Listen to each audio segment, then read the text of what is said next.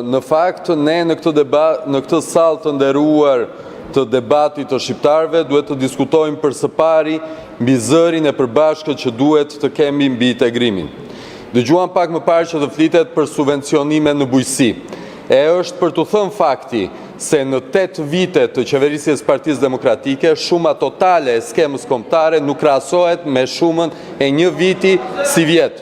Ama, ajo çka është e vërtetë është që financimet në vendet e Bashkimit Evropian janë shumë herë më të larta, e kushdo që e di se si funksionon Bashkimi Evropian, e di që ato janë fonde të Bashkimit Evropian dhe jo të vendeve anëtare. Prandaj shumë thelbësore, objektivi i vendosur nga ky kuvend këtë vit, që ne në vitin 2030 të jemi anëtar me të drejta të plota në Bashkimin Evropian. Por pse është e rëndësishme që ne të flasim për integrimin? Sepse kam qenë vetë prezent si kurse koleg të shumë të kësaj shumice, kur jemi ulur me antar të Këshillit të Evropës apo të Bashkimit Evropian, ku koleg të opozitës, në vend që ta mbështesin de facto antarësimin e Shqipërisë në Bashkimin Evropian, nxin Shqipërinë në mënyrë të vijueshme. Kërkojnë nga Këshilli i Evropës që ne të kthehemi pasi e nxorëm Shqipërinë nga monitorimi për herë të parë në 30 vjet, kërkojnë që ta rikthejnë Shqipërinë në monitorim.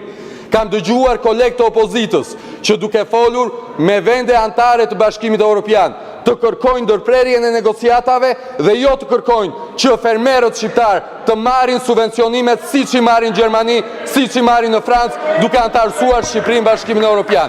Këtë debat duhet të bëjmë në këtë kuvend. Faleminderit. Zoti Berisha, replik.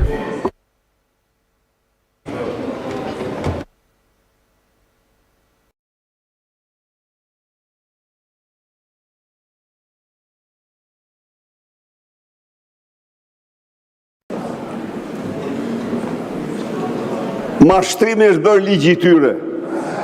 Ligji themelor i moralit tyre.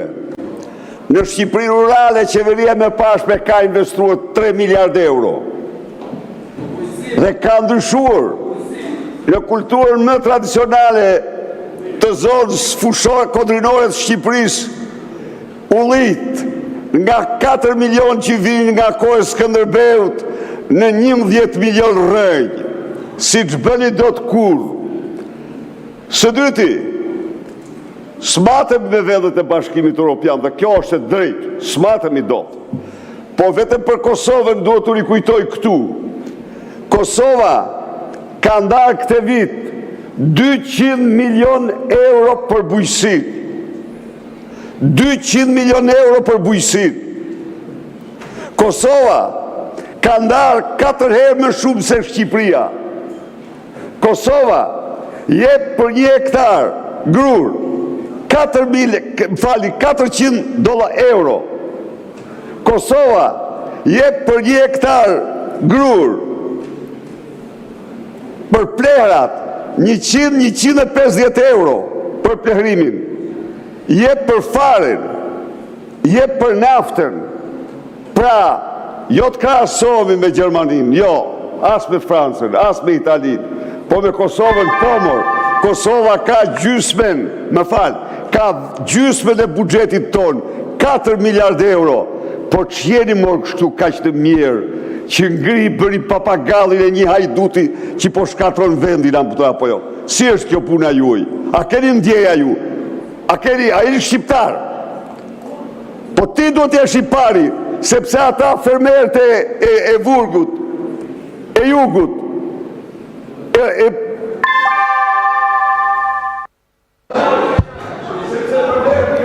Barakoa, Zoti Berisha. Zoti Berisha, ju lutem.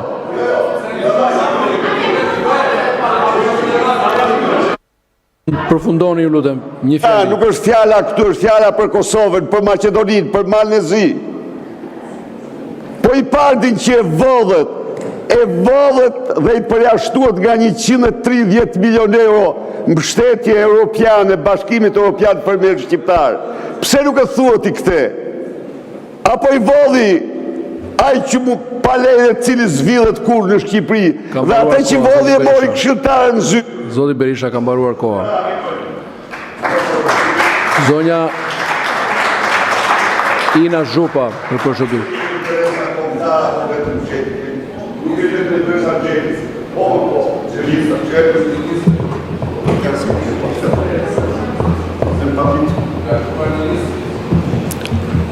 Ndjes ministri ka kërkuar fjalën, zonja Zhupa. Një ndryrje. Zoti Salla. Ministrit presim që ka fjalën e vërtetë. Faleminderit Reagim ndaj kryetar. fjalës. Për fermerët shqiptar është një skem e cila e kemi parafruar me Bashkimin Evropian. Është një skem e cila është nga buxheti i shtetit 52 milion euro në rritje nga viti i kaluar dhe përveç kësaj kemi një minimum 15 milion euro të vendosur për 10% e kompensimit të çdo fature të cilën ai që punon tokën do të marri kompensimin në çdo produkt bujqësor. Dhe kjo shkon midis 45 deri në 50 milion euro sipas llogarive tona. Prandaj qeveria shqiptare ka akorduar mbi 100 milion euro për fermerët shqiptarë të cilët do të jenë këtë vit vetëm për subvencionet dhe të pagesat direkte për të ndihmuar fermerët dhe për ta çuar sektorin në një hap tjetër. Vetëm me skemën e re që kemi parafruar, nga 1 metër tokë deri në 300 e 400 hektarë që ne kemi shifrë më të madhe të çdo fermeri në Shqipëri, merr subvencion nga qeveria shqiptare. Prandaj ne duhet që me sektorin bujqësor të jemi paralel dhe po ecim me një shifër shumë të mirë midis fermerëve, përpunuesve dhe agropërpunuesve, të cilët e kemi në funksion të plot dhe po ndërtojmë bashkë me bashkitë SHPB të përbashkëta në mënyrë që sektori i bujqësisë të ecin me një ritëm tjetër dhe duaj që nga këtu sot ne të flasim për skemën kombëtare, ne do ta bëjmë publike për pak ditë do të jemi në gjithë qarqet e Shqipërisë për të sqaruar fermerët dhe për t'i orientuar ata që të bëhen pjesë e paketes tonë kombëtare. Faleminderit. Faleminderit. Fjalën e ka zonja Ina Zhupa, më pas zoti Erio Mile, ju rikujtoj edhe një herë ti përmbaheni procedurës. Mos e shkeli me 2 këmbët rregullore dhe pastaj kërkojmë zbatimin e rregullores. Ka replikë se përmendi emrin. Kush e përmendi emrin? Okej. Ju lutem zoti Berisha të vazhdoj zonja Zhupa, Kryetari opozitës.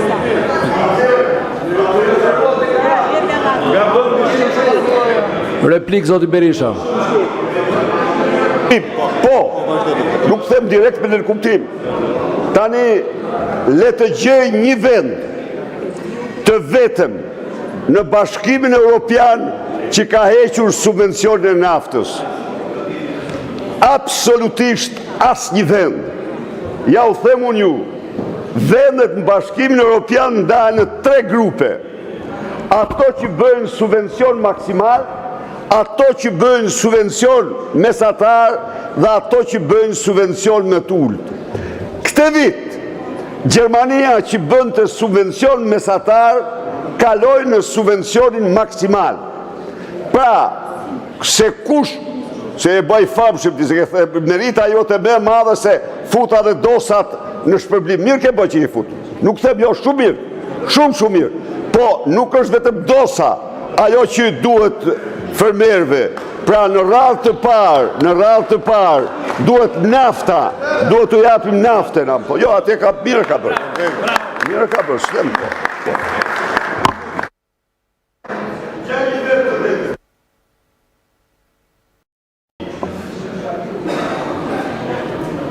Ministër, kënë kërkuar fjallën apo jo? Okej. Zonja Zhupa.